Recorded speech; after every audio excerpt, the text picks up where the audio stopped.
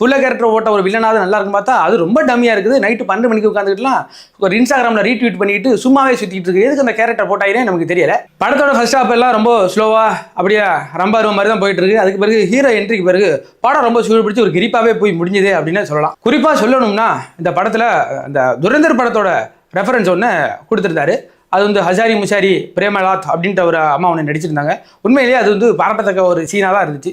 பார்க்கும்போது நமக்கு அந்த அம்மா தூக்கி போட்டு 2 சாத்தலாம் போல தான் இருந்துச்சு. அப்படிப்பட்ட கேரக்டரில் நடிச்சிருக்காங்க.